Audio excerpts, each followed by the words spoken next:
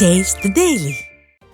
தமிழகத்தில் விடிய அரசு பொறுப்பேற்றது முதல் நிதி பற்றாக்குறையால் சைல்டு ஹெல்ப்லைன் 1098 மூலம் வழங்கப்படும் சேவைகள் தரம் குறைந்துள்ளதாக அதிர்ச்சி தகவல் வெளியாகியுள்ளது. இத்திட்டத்தில் பணியாற்றியவர்களுக்கு போதிய சம்பளம் வழங்கப்படாததால் ஆட்கள் பற்றாக்குறை ஏற்பட்டுள்ளதாக குழந்தை உரிமை ஆர்வலர்கள் மற்றும் ஹெல்ப்லைன் பணியாளர்கள் குற்றம் சாட்டியுள்ளனர். 642 பணியாளர்கள் பணியாற்றி வந்த நிலையில் விடிய ஆட்சி பொறுப்பேற்றது முதல் 425 பணியாளர்களாக குறைந்துள்ளதாக பணியாளர்கள் தெரிவித்துள்ளனர். கடந்த 9 மாதங்களில் சராசரியாக ஒவ்வொரு மாதமும் 24,000 குழந்தைகள் அவசர உதவி மையத்தை தொடர்பு கொள்வதாக தெரிய வந்த நிலையில் விடிய அரசு போதிய நிதி உதவி வழங்கி சைல்டு ஹெல்ப்லைன் சேவைகள் தரமாக கிடைக்க வழிவகை செய்ய வேண்டும் என மக்கள் வலியுறுத்தியுள்ளனர். கிருஷ்ணகிரி மாவட்டம் ஹொசூர் அருகே அசுத்தமான குடிநீரால் பாதிக்கப்பட்டு 3வது நாளாக 10 பேர் ஹொசூர் அரசு மருத்துவமனையில் அனுமதிக்கப்பட்டுள்ளனர். ஹொசூர் சின்ன எலசகிரி காலனி பகுதியில் தொடர் வாந்தி, வயிற்றுப்போக்கு, மயக்கம் என இதுவரை 72 பேர் சிகிச்சை பெற்று வருகின்றனர். இந்நிலையில் மாவட்ட ஆட்சியர் ஆய்வு நடத்தி சுகாதார பணிகளை மேற்கொள்ள அறிவுறுத்தியும் பாதிக்கப்படுபவர்களின் எண்ணிக்கை அதிகரித்து வருகிறது. பல ஆண்டுகளுக்கு முன் போடப்பட்ட போர்வெல் குழாய்களால் கூட நச்சுத்தன்மை ஏற்பட்டிருக்கலாம் என கருதி குழாய்கள் முழுவதும் மாற்றியமைக்கும் பணியில் விடிய அரசு மாநகராட்சி அதிகாரிகள் ஈடுபட்டுள்ளனர்.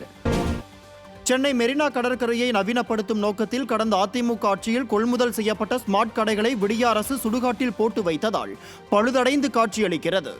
மெரினா கடற்கரையில் நடத்தப்படும் கடைகளை முறைப்படுத்தும் வகையில் கடந்த அதிமுக ஆட்சியில் 900 ஸ்மார்ட் வண்டி கடைகள் பயனாளிகளுக்கு கொடுப்பதற்காக கொள்முதல் செய்யப்பட்டது. இதையடுத்து ஆட்சிக்கு வந்த திமுக அரசு இந்த திட்டத்தை பாதியில் நிறுத்தியது மட்டுமல்லாமல் மயிலாப்பூரில் உள்ள சுடுகாட்டில் ஸ்மார்ட் கடைகளை குப்பைகளை போல் போட்டு வைத்தது. கடந்த 3 ஆண்டுகளாக பராமரிப்பின்றி கிடக்கும் இந்த ஸ்மார்ட் கடைகளை தற்போது விடிய அரசு செப்பனிடும் பணிகளை செய்து வருவதாக குற்றச்சாட்டு எழுந்துள்ளது. சென்னை கோயம்பேடு சந்தையில் போதை ஆசாமிகளால் வியாபாரிகள் மற்றும் பொதுமக்களின் பாதுகாப்பு கேள்விக்குறியாகியுள்ளது. கோயம்பேட்டில் பகல், இரவு என அனைத்து நேரங்களிலும் சட்டவிரோதமாக கஞ்சா போதைப் பொருள், மது விற்பனை நடைபெறுவதாக பொதுமக்கள் குற்றம் சாட்டியுள்ளனர். மேலும் போதை ஆசாமிகளால் வழிப்பறி, கொள்ளை போன்ற குற்ற சம்பவங்கள் நடைபெறுவதாகவும் விடிய அரசின் காவல்துறையினர் இதனை கண்டு கொள்ளாமல் அலட்சியமாக செயல்படுவதாகவும் வேதனை தெரிவித்தனர். கோயம்பேடு சந்தையில் மக்களின் பாதுகாப்பினை விடிய அரசு உறுதி செய்ய வேண்டும் எனவும் வியாபாரிகள் வலியுறுத்தியுள்ளனர். போய் சொன்னோம்னா கம்ப்ளைண்ட் கொடுத்தா வருவாங்களே தவிர மற்றபடி தானாக ரோந்து வர்றது இல்லை. நீங்கள் நைட்டில் எப்படியும் ரோந்து போடுங்க. இந்த மாதிரி வெளியாட்கள் இந்த மாதிரி தேவையில்லாத பண்ணி இது பண்ணிக்கிட்டு இருக்கானுங்க. இந்த கஞ்சா, போதை மருந்து இதெல்லாம் பண்ணிக்கிட்டு இருக்கானுங்க. நீங்கள் கட்டாயம் போலீஸ் ப்ரொடெக்ஷன் மார்க்கெட்டில் போடணும். போட்டால் தான் நல்லாயிருக்கும். ரைட்டு நேரத்தில் தொழிலாளிகள்லாம் படுத்து அசந்து தூங்குறாங்க. அவங்கள்ட்ட செல்ஃபோனை பிடிங்கிட்டு போகிறானுவோ, காசு பிடிங்கிட்டு போகிறானுவோ.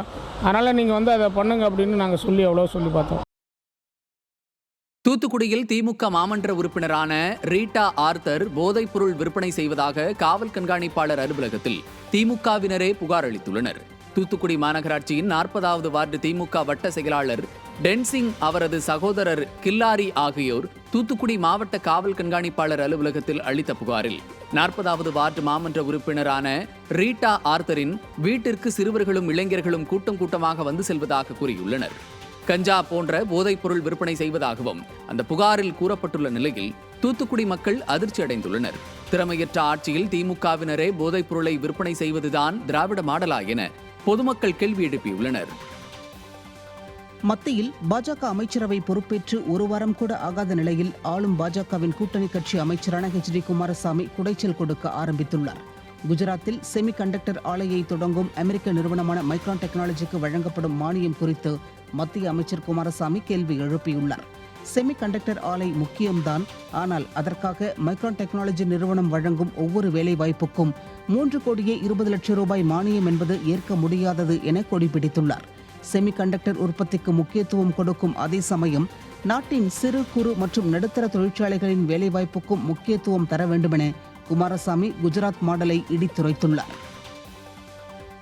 குஜராத் மாடல் அரசு நாட்டை 10 ஆண்டுகளாக ஆண்டு வரும் நிலையில் தலைநகர் டெல்லியை ஆட்டுவித்த தண்ணீர் பஞ்சம் தற்போது பொருளாதார தலைநகர் மும்பையையும் ஆட்டுவித்து வருகிறது. டெல்லியில் தண்ணீர் டேங்கரை கண்டவுடன் மக்கள் குடங்களுடன் அலைமோதும் காட்சிகள் இந்தியாவின் அவலத்தை உலகுக்கு பறைசாற்றியது. இந்த நிலையில் பொருளாதார தலைநகரான மும்பையிலும் தண்ணீர் பஞ்சம் தலைவிரித்தாட துவங்கியுள்ளது. மோர்பி அணை வற்றிய நிலையில் நவி மும்பை பகுதியில் கடும் குடிநீர் பஞ்சம் ஏற்பட்டுள்ளது. 3 நாட்களுக்கு ஒருமுறை தண்ணீர் வழங்கப்படுவதால் குடிக்க தண்ணீரை வைத்துக் கொள்வதா அல்லது குளிக்க தண்ணீரை பயன்படுத்துவதா என மக்கள் பரிதவிக்கின்றனர். மொத்தத்தில் இந்திய மக்களை அவலத்திற்கு ஆளாக்கிய குஜராத் மாடல் அரசை சர்வதேச ஊடகங்கள் தோலுரித்து காட்டியுள்ளன.